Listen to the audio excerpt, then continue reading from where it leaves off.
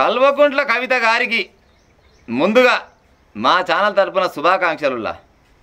ఎందుకు చెప్తున్న శుభాకాంక్షలు అంటే ఇక పార్టీ ఖాయమైంది. ఇక పార్టీ పెడతాడు కొడుతూనే ఉంది. ఇక ముచ్చట నిన్న చెప్పే కదా, భౌగోళిక తెలంగాణను అయితే సాధించుకున్నాం కానీ సామాజిక తెలంగాణను మాత్రం సాధించుకోలేదని కుండ బద్దలు కొట్టినట్టు చెప్పింది.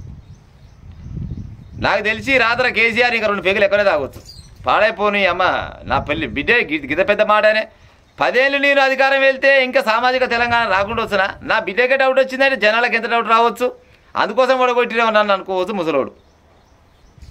మరి వాళ్ళని అనవన్న రాలేకపోతే తనకే అనాలనిపించిందా మనకైతే తెలియదు. కానీ భౌగోళిక తెలంగాణ వచ్చిందట, సామాజిక తెలంగాణ రాలేదు. మరి ఏమక్కరకు రాలేదు? మరి కేసీఆర్ నీ బిడ్డే మెచ్చలేదు, నీ పాలన పాడైపోను.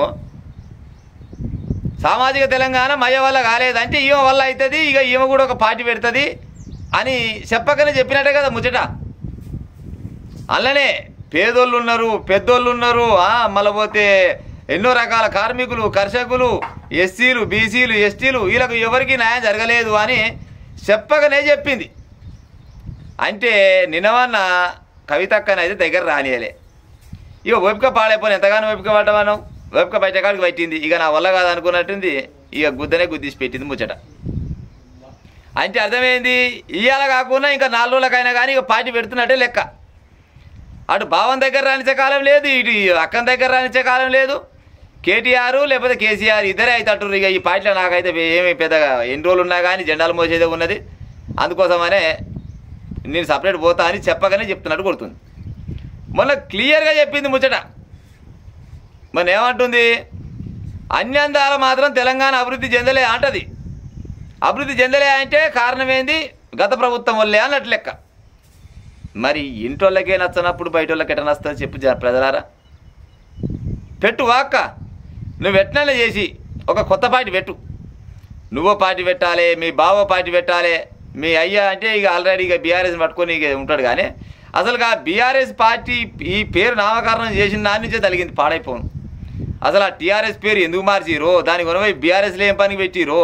వీడికే దేశంలో ఉన్న పెద్ద పెద్ద పార్టీలే తలకాయ పాలన పలానా పోతుంది. వాళ్ళ బాధ వాళ్ళకుంటే నువ్వు ఈ ఒక రాష్ట్రంలో ఉన్న పార్టీ కొనవై దేశం మొత్తం చేద్దామని తీసుకుపోయి మొత్తం అట్టర్ ఫ్లాప్ అయ్యారు. ఎక్కడో అక్కడ సప్పుడు ఎక్క కూసు. అందుకోసమని ఇక నువ్వు ఈ బీఆర్ఎస్లు ఏమి నెగలేవు. కానీ సామాజిక తెలంగాణ రాలేదన్నావు కదా, ఇక నిమ్మలంగా దానిలో చిన్న ట్యాగ్ లైన్ చేసుకొని సామాజిక తెలంగాణనో లేకపోతే ఇక ఏదో రకంగా నీకు రాని పేర్లా పాడైపోను. నీ రక్తమే కేసీఆర్ దా, ఎట్లా నువ్వుకొస్తావు ముచ్చట. నువ్వు పెట్టే ఉపాయం చేయక్క, ఏం బాధ లేదు నీకు. ఎందుకంటే ప్రజాస్వామ్యం ఇది, ఎవరైనా పార్టీ పెట్టుకోవచ్చు, ఎవరైనా నట్టుకోవచ్చు. ఇక అట్లనే గతంలో మీ అయ్యే ఏమేమి తప్పులు చేసినాయి అని చెప్పి బయటికి వెళ్తే అప్పుడు ఉత్తగానే వెళ్తే పాడై బాగుండదు. పోతప్పుడు 4 గుండాలు వేసిపోతే జనాలు కూడా అనుకుంటారు, నిజంగానే పాడై బిడ్డకు గింత అన్యాయం జరిగినది అందుకోసం బయటికి వెళ్ళింది అని జనాలు అనుకుంటారు. రేపు నాటికి సానుభూతి కూడా వచ్చే అవకాశం వస్తుంది. ఎందుకంటే ఉత్తపుణ్యానికి ఊరికనే బయటికి వెళ్తే బాగుండదు కదా. ఇప్పుడు పక్క రాష్ట్రంలో ఆమె ఏం చేసింది, అన్నకు చిన్నగా కూర్చొని కింద మొత్తం సాపదడిసినాక నీళ్ళు తీసుకొచ్చింది. గదే పని చేసి నువ్వు ఒక పార్టీ పెడితే అంటే మీ పార్టీలో ఉన్న లొసుగులు మొత్తం నీకు అన్నీ ఎరుకున్న ముచ్చట్లే. ఏమేమి లొసుగులు చేసిడు మొత్తం జనాల కోసమని చెప్పు, నీ కోసం కాకున్నా కానీ సరే జనాల కోసం అని చెప్పి నీ స్వార్థం కోసం చెప్పు, ఏం కాదు జనాలు వింటారు. కానీ ఏమేమి తప్పులు చేసిరో మొత్తం చెప్పుకొచ్చే ఉపాయం చెయ్యి.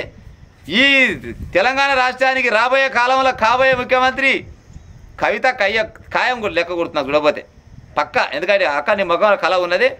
ఏం కాదు, సర్పంచ్ పాడైపోను, సర్పంచ్ ఎనుకో ముందు అయిపోద్ది. కానీ నువ్వైతే కొత్త పార్టీ పెట్టు, చూసుకుందాం వేడికాయ దాడికాయగా.